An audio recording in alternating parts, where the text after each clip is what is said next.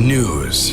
24 hours. News Mississippi. Carter, and this is the weekly rundown. Now, with heavy amounts of rain over South Mississippi, we're talking up to 10 inches in some places. There are flood advisories all through that area. Now, there have also been some high water rescues, some swift water rescues, and people who have had to be evacuated from their homes. Now, because of that, MEMA is asking you to be careful. If you're seeing water over the roads, turn around, don't drown. And if somebody tells you it's time to evacuate, listen to them. That way they're not having to come back in a boat to get you later. Now, some of the areas that are most affected by this: Hancock County, Harrison County, Pike County, Amite County, Wilkinson County, and Copiah County. Now, one thing that you also want to remember is that these flood waters will continue to rise even after the rain is stopped, because creeks and rivers and drainage systems will be backed up, and you can follow the latest on that on the News Mississippi app. Now, it's bad news as kids are heading back to school. The Mississippi Department of Education has said they have found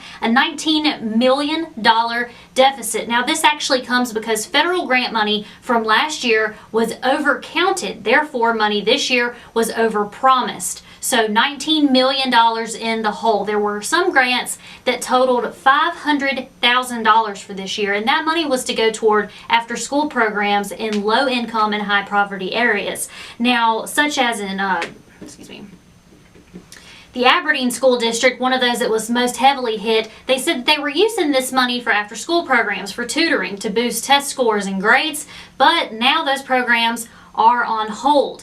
Now, the Mississippi Department of Education says they're working quickly to get this problem solved and to have an update, and you can find more on that on the News Mississippi app. Now, another issue that schools are facing as back to school has begun is the charter school lawsuit. Now, the Southern Poverty Law Center has actually teamed up with parents who say that the Charter School Act, which allows money to follow the students to the charter schools, is unconstitutional because it takes money from the school district and puts it in the hands of the board of the charter school instead of in the hands of the school district. However, attorney Mike Hurst says that this isn't the case. It's simply public education money going toward public education. Now, others have said that this is an attempt at segregation or discrimination, but again, attorney Mike Hurst says that what this does is it actually creates more opportunities for those in low income or high poverty areas to be able to get a quality education if the school district that they are in is failing. You can find more information on that